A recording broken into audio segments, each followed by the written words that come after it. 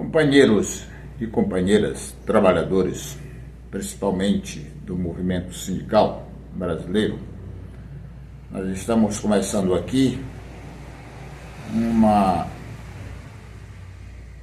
espécie de formação que eu quero chamar de formação alternativa.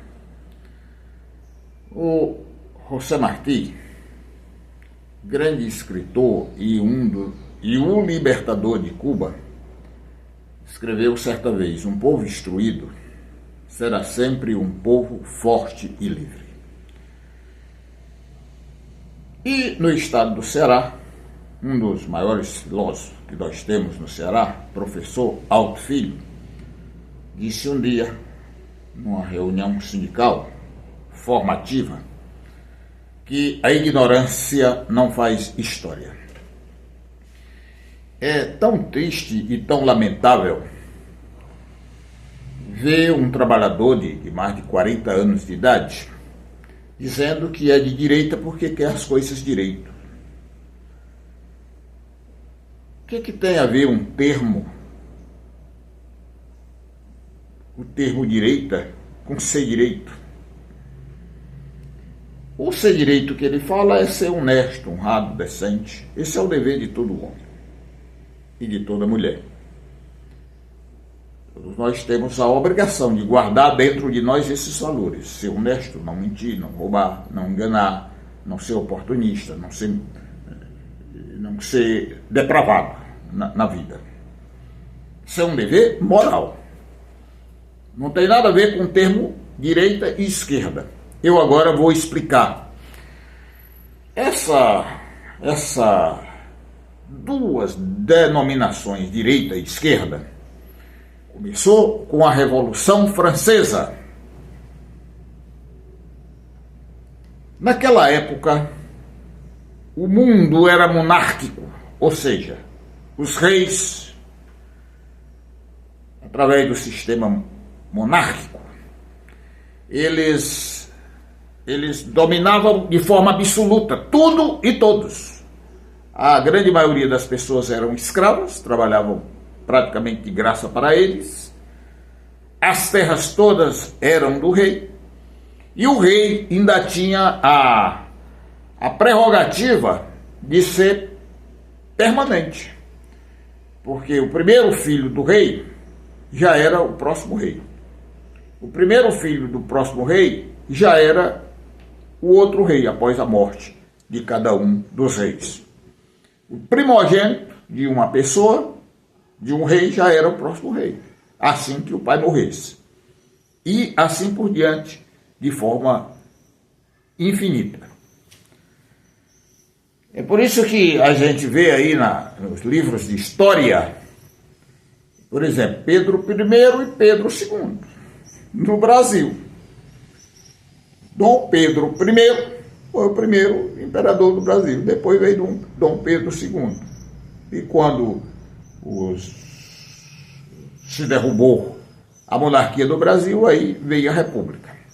E se lembre que tanto com Dom Pedro I como com Dom Pedro II, nós éramos escravos.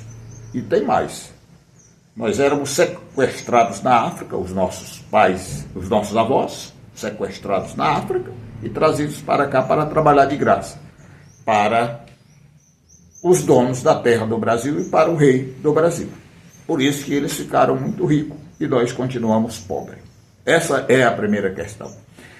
Pois bem, naquele tempo, meus companheiros e companheiras da Revolução Francesa, os artesãos e os camponeses que viviam na miséria, e vocês vão encontrar isso num maravilhoso livro de Victor Hugo, que narrava a miséria na Europa, principalmente na França.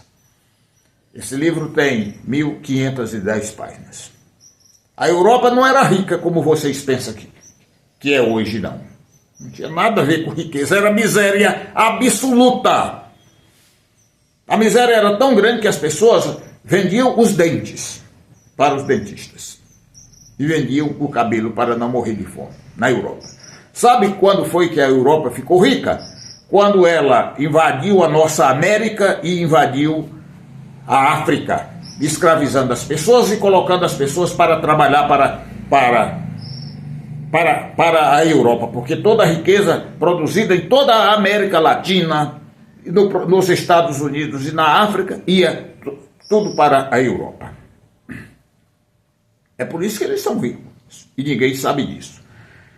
Pois bem, os artesãos e os camponeses que viviam dentro desta miséria absoluta começaram um movimento, uma luta, para ter no parlamento do rei, que era formado apenas por nobres, um espaço para eles discutirem os problemas deles.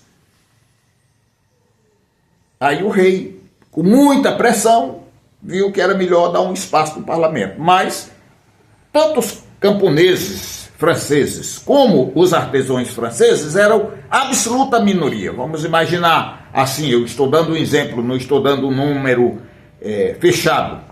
Se o parlamento da França tivesse 100 parlamentares nobres, talvez tivesse 18 ou 21 representantes dos camponeses e dos artesãos. Como não tinha espaço na sala do parlamento para todo mundo, num corredorzinho assim perto da parede, que ficava do lado direito de quem estava presidindo a mesa diretora dos trabalhos, esses poucos representantes dos miseráveis da França se sentavam do lado esquerdo. E a maioria, que eram nobres da França, se sentavam do lado direito. E eles falavam com desdém em relação aos pobres. Pessoal ali da esquerda. Então, o que é pessoal da esquerda? Os que lutavam por direitos dos pobres, dos miseráveis, dos que não tinham nada, dos escravos. E quem se sentava do lado direito era os nobres, para defender os direitos dos ricos, ser mais rico ainda. Essa terminologia, esse conceito se espalhou no mundo. Por isso nós temos a esquerda e a direita.